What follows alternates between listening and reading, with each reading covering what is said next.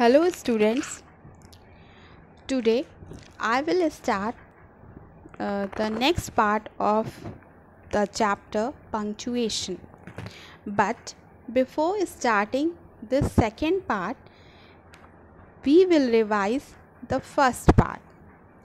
That was the definition of punctuation. Punctuation means a mark. The marks, signs and symbols used in writing are called punctuation marks. The punctuation marks help to clarify the meaning of a sentence. विराम चिन्ह हमें वाक्यों में clarity देते हैं, यानी कि विराम चिन्हों का प्रयोग करने से हमारी जो लेखन, हमारी जो राइटिंग होती है वो मीनिंगफुल, अर्थपूर्ण बनती है। अगर हम इन पंक्चुएशन मार्क्स का यानी विराम चिन्हों का प्रयोग नहीं करेंगे तो हम रीडिंग करते समय या राइटिंग करते समय कभी भी मीनिंगफुल सेंटेंस को नहीं जान पाएंगे। Okay, next is the most commonly used marks of punctuation.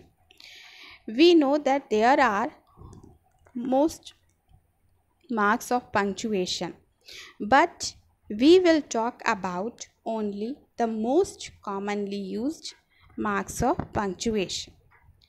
That is, first one, semicolon, comma, full stop, apostrophe, colon, note of exclamation, note of interrogation, hyphen, quotation marks.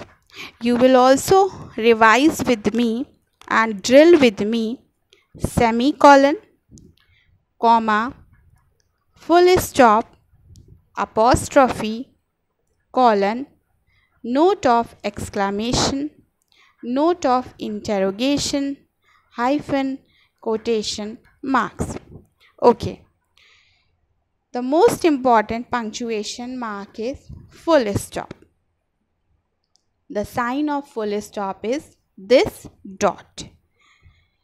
A full stop is used at the end of a statement or command or request or abbreviations. Full stop का प्रयोग हम कहाँ करते हैं? Statement sentences के अंत में, यानी कि जो सेंटेंस हमें किसी जानकारी को देते हैं, किसी के बारे में कोई बात बताते हैं, उनके अंत में हम फुल स्टॉप का प्रयोग करते हैं। या फिर कमांड में, जैसे जब हम किसी को कोई आज्ञा देते हैं, कमांड देते हैं, go there, complete your work, इस तरह के सेंटेंसेस के एंड में भी हम इसी फुल स्टॉप का यूज़ करते हैं। और रिक्वेस्ट, या फिर रिक्वेस्ट यानी जब हम किसी से कोई प्रार्थना करते हैं, जैसे please give me your copy, कृपया मुझे अपनी कॉपी दीजिए। यहाँ पर हम रिक्वेस्ट कर रहे हैं, तो ऐसे सेंटेंसेस के एंड में भी हम फुल स्टॉप का ही यूज़ करेंगे। और the last one is abbreviations.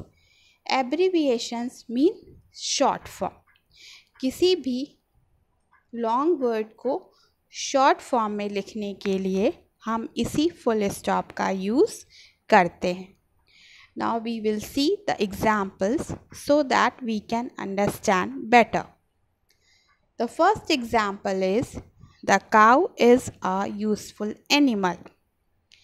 गाय एक यूज़फुल यानी प्रयोग में आने वाली जानवर है. यहाँ पर हम काऊ के बारे में एक स्टेटमेंट दे रहे हैं, एक बात बता रहे हैं, इसलिए हमने इसके एंड में फुल स्टॉप का यूज़ किया है. Next is PPS. PPS is the short form of Prayag public school. These are the long words. And when we want to short it, जब हम इनको छोटा करना चाहते हैं तो इस वर्ड की जो फर्स्ट लेटर होते हैं उन्हें हम कैपिटल फॉर्म में लिखते हैं और उनके तुरंत बाद इस फुल स्टॉप का यूज़ करते हैं। जैसे प्रयाग का फर्स्ट लेटर P, पब्लिक का first letter P and school का फर्स्ट लेटर S हमने यूज़ करके उनके बाद फुल स्टॉप्स का यूज़ करके PPS को बनाया। ये हमारा क्या है? एब्रीविएशन। ऐसे ही हम और वर्ड्स को भी शॉर्ट में कर सकते हैं। जैसे हम जिस स्टेट में रहते हैं उत्तर प्रदेश, उस उत्तर प्रदेश को हम शॉर्ट फॉर्म में UP से शो कर सकते हैं। Okay, the next important punctuation mark is question mark. Question mark यानी प्रश्नवाचक चिन्ह, जिसे कि हम इस तरह से दिखाते हैं या दर्शाते हैं। नाम से ही पता लग रहा है, क्वेश्चन यानी कि प्रश्न। जिन वाक्यों में हम प्रश्न पूछेंगे केवल उन्हीं में हम ये प्रश्नवाचक चिन्ह या क्वेश्चन मार्क का यूज़ करेंगे। A question mark is used when a question is asked in a sentence.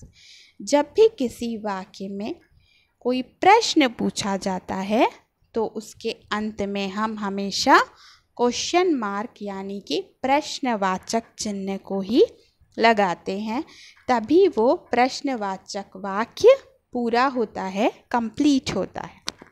C the examples. Where is your book? तुम्हारी किताब कहाँ है? इसके एंड में हमने क्वेश्चन मार्क को लगाया है क्योंकि हम यहाँ पर प्रश्न पूछ रहे हैं कि तुम्हारी किताब कहाँ है। The other one is how do you want to spend your summer vacations?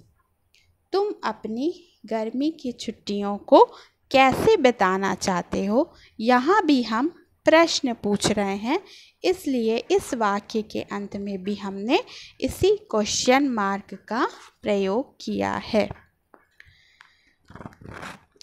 अब आप क्या करेंगे? फुल स्टॉप और कोटेशन मार्क दोनों की डेफिनेशंस को बहुत अच्छे से लर्न करेंगे और फिर उनके एग्जाम्पल के लिए 5 सेंटेंसेस आप अपने आप से बनाएंगे और उनमें आप इन मार्क्स को यूज़ करेंगे ताकि आप अच्छे से इनको समझ सकें। You can understand it better. Okay.